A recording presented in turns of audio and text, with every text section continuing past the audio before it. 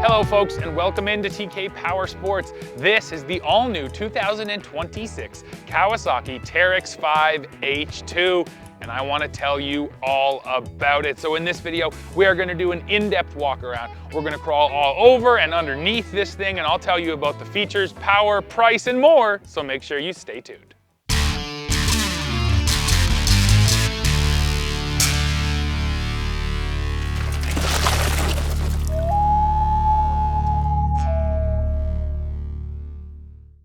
Let's dive into the details now, folks. So this is the Kawasaki Teryx5 H2 Deluxe ES, and it's the only model that we get here in Canada. So the deluxe part of that means that you're getting all of the features, including the best interior features, like that Garmin Tread infotainment system, and we'll get into that in a little bit. And then the 5 means you can take 5 passengers here. There is actually 3 separate seats in the back, and I will climb into all of them and show you how big they are. Now in the States, there's also the Teryx4 H2, and as that name suggests, that's a 4-seater, but you can also only get this unit with 4 doors. There is no 2-door model. I suspect that a 2-door model is probably coming from Kawasaki. They just chose to launch it first only in 4 doors, but for that we will have to wait and see. Now let's just talk about the styling, because I do like the fact that they didn't just take the KRX and essentially put a bigger engine into it. They really came back at this machine with a blank sheet of paper and said, let's design it so it looks unique. And I think it looks pretty cool. Great accent lighting, LED headlights up here. It also uses the classic Kawasaki Rivermark logo, which is pretty cool. That logo kind of re-debuted on the H2 Ninja, the super bike, so it's pretty neat that it's also here on the H2. And yes, this shares that engine with that crazy super bike. So yeah, love that logo up there. I think it looks cool. Classic Kawasaki green here. But now let me toss it out to you guys. What do you think about the styling here on the H2? Drop in the comments and let me know.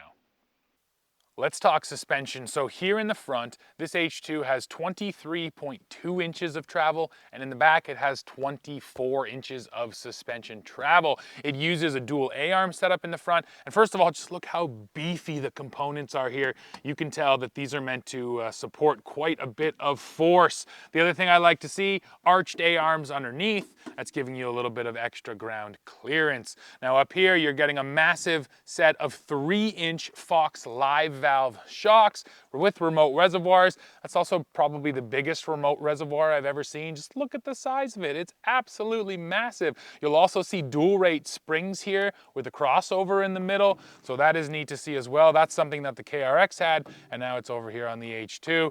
And once again, I'll say it because it's just so striking when you see this machine in person. All of these components are just absolutely massive, and that gives you a real good sense for what this thing is designed to do. Now moving out here, we got a nice set of 33-inch Maxxis Carnivore tires, and these are true beadlocks if you get that beadlock wheel, so you can air down if you need to. Now rolling back, we will crawl inside. I will point out on our deluxe model, we do have a plastic sun top up there, which is nice. Then we get to our rear suspension. This is a 4-link trailing arm setup. Also those Fox live valve shocks, 33-inch Maxxis Carnivores, and yeah, 2 full feet of suspension travel, which is pretty nuts. Now out back, I think the first thing you notice, that super cool dual exhaust right there, very sports car-esque. And then up above, you do get a small little bit of storage. Now Kawasaki says that your bed capacity here is just 300 pounds, so you're not taking a lot of stuff with you, but yeah, it's still nice to have it. You do get some D-rings, 1 in each corner, so you can tie stuff down. And then probably best of all, there's some accessories you can put back here, like accessory boxes. I'd probably get one of those because I wouldn't trust strapping a cooler in here. I want it hard mounted right into my bed. So not a ton of storage on the outside, but we can also take a look inside and go through the storage there. But first, let's talk about the engine.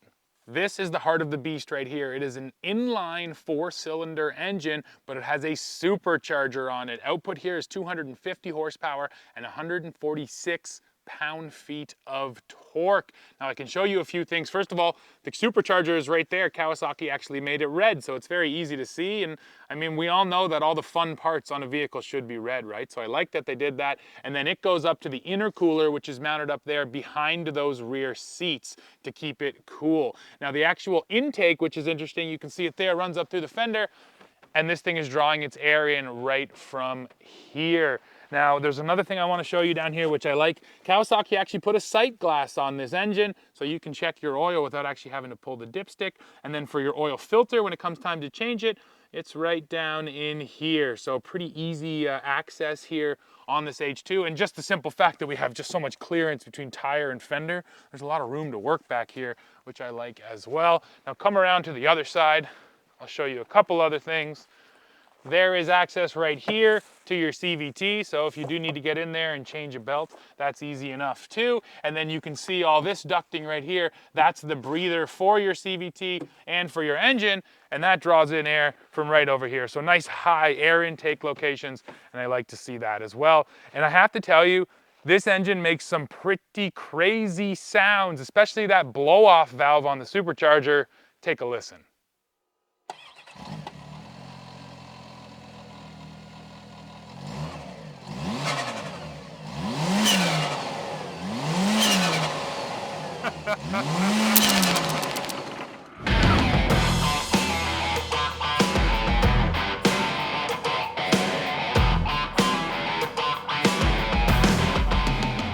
Let's look underneath this Teryx5 H2 now. And actually the first thing I want to point out is kind of the lack of front hooks. There's no tow hooks up here. There is this sort of steel bumper and this little slot right here, which is where a winch would go. Now you could hook on right there. You could also run something through there and around this bar. You could also just hook straight on to one of these beefy A-arms too, honestly. But still, it feels like a bit of an oversight to me that there just isn't one nice recovery hook up here that you could grab onto easily. It just seems like a little bit of an oversight. Now, I got my magnet here to test. That is steel. That is steel, steel, steel, steel, steel, steel, and steel. You're probably sensing a trend. Another spot that's steel, the inner fenders up here. This is something Kawasaki does on all of its side-by-side models. It's not something you see on too many other models. But yes, that is all steel, which is nice as well. And the big thing is, if you're flying down a trail and you take a log right up there in the fender, it's not gonna come through and stab either the driver or passenger. So as we roll back, we got steel, we got steel.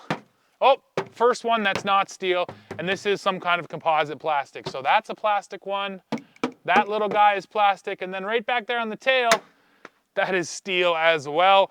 I think the amount of steel used on this model really suggests the kind of forces that Kawasaki thinks these skid plates are going to take. And then the two plastics in the middle, that's fine, because by the time you get back here, you're probably just dragging across something, and the plastic is going to do its job there. So yeah, love to see all the steel. And then this probably goes without saying, but just look how sealed up this thing is. It's absolutely sealed from front to back. You're not going to get hung up or hooked onto anything. So I love to see that as well.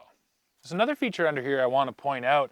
These little guys right here, they're these little muck scrapers or dirt scrapers. The idea is to clean out the inside of your wheel, especially in the mud. Now on its surface, I really like this idea. Why not have something on there just cleaning stuff out? But you can already kind of see the problem.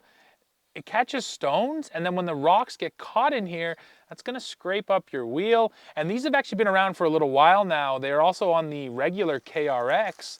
And I read a couple comments from owners, and they talked about that, how the second they noticed that their wheels were getting scraped up because of these little guys, they removed them right away. So yeah, I don't know. What do you guys think? Is this a good idea, or is it just gonna cause more damage than it's worth?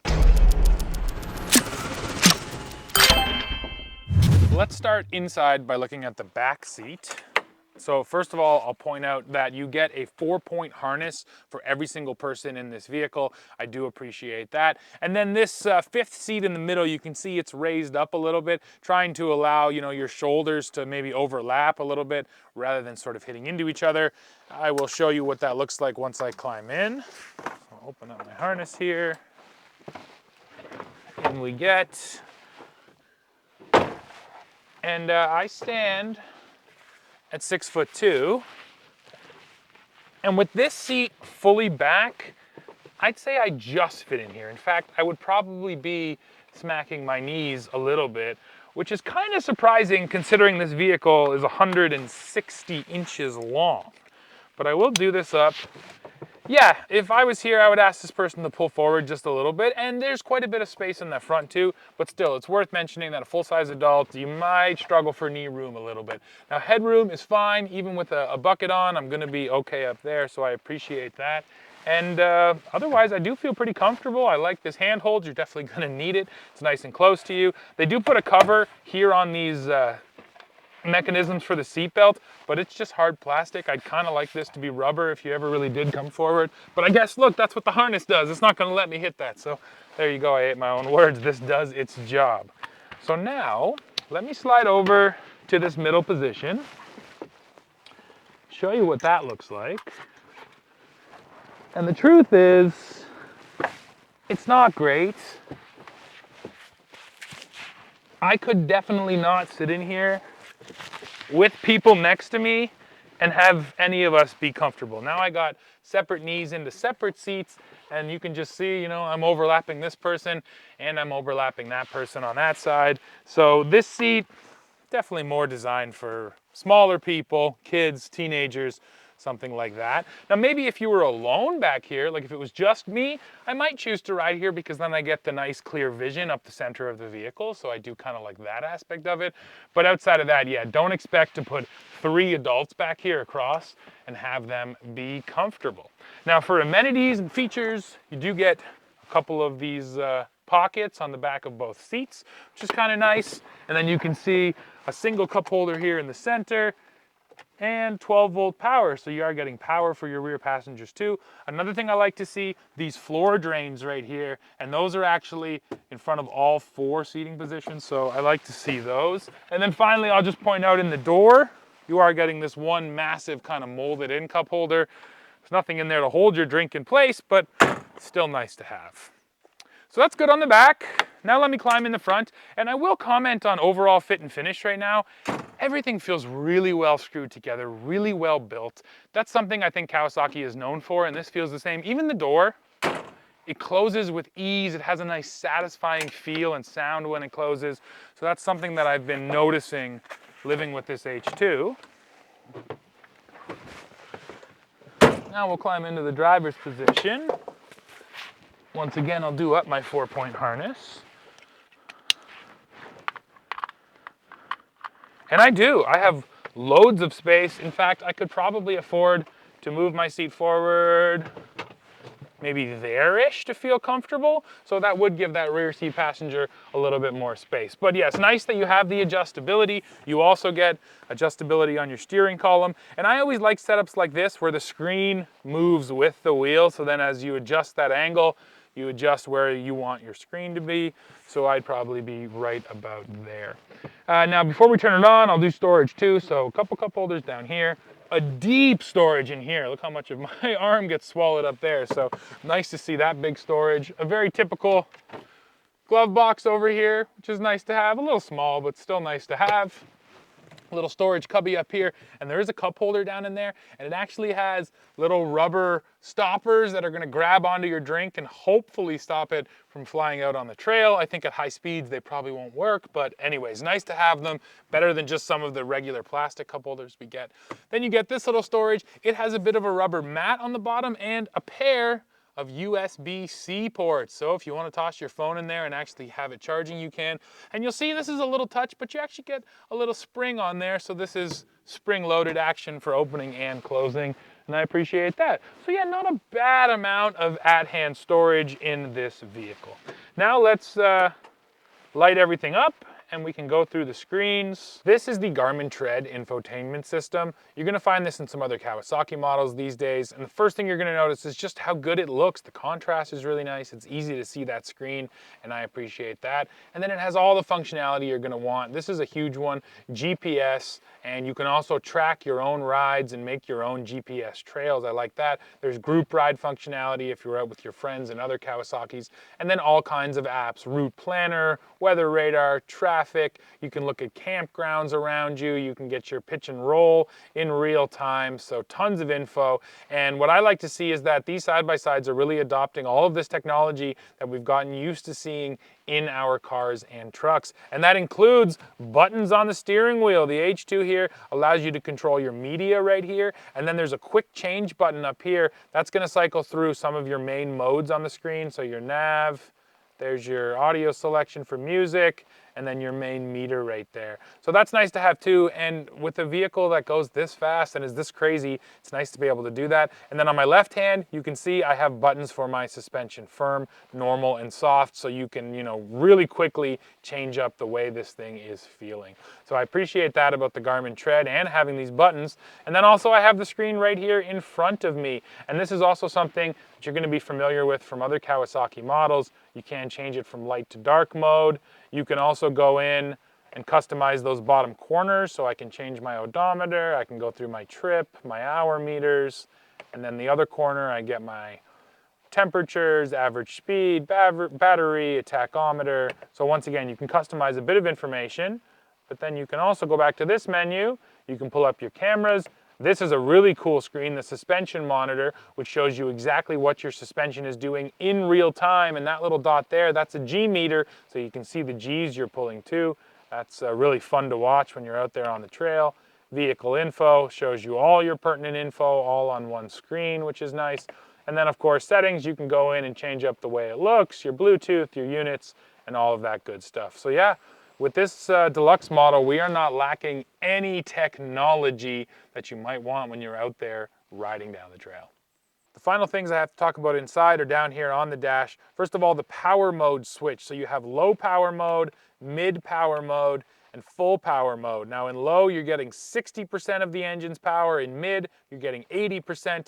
And then at full, you're getting 100%. And the idea there is, especially in tight maneuverability scenarios, maybe rock climbing, or maybe even just parking next to a building or something, you don't want this thing in full power because it can be pretty jumpy. There's a lot of horsepower here, so you might want to put that in low mode. And we'll play around with that a little bit when we're out there on the trail. And then finally, the four-wheel drive settings are right down here below it. Very simple toggle switch here. Two-wheel drive, four-wheel drive, and lock. And when you set it to lock, that is going to lock up your front differential to make sure you are fully locked up. So yeah, that's pretty much it for controls inside this Teryx5 H2.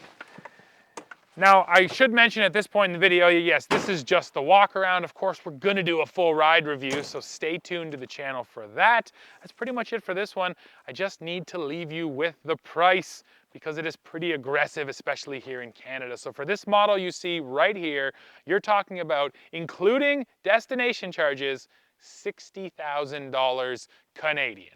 Now I will say that if you compare that to the Can-Am Maverick R Max models, they all come in right around $58,000, $60,000 as well. And actually the Max XRC, the rock crawling model from Can-Am, it actually comes in north of 60 at around $63,000. So if you're comparing across brands, this thing is priced competitively, but still 60 grand for a side-by-side basically means that this is going to be a pretty exclusive toy. You're not going to see a lot of these running around. Now that's not the same for the States, because in the United States you have a full range of models, so the base price here is a little bit more attractive at around $40,000, a little bit less than that actually. So still expensive, don't get me wrong, but yes, a bit of a better bargain in the United States than here in Canada.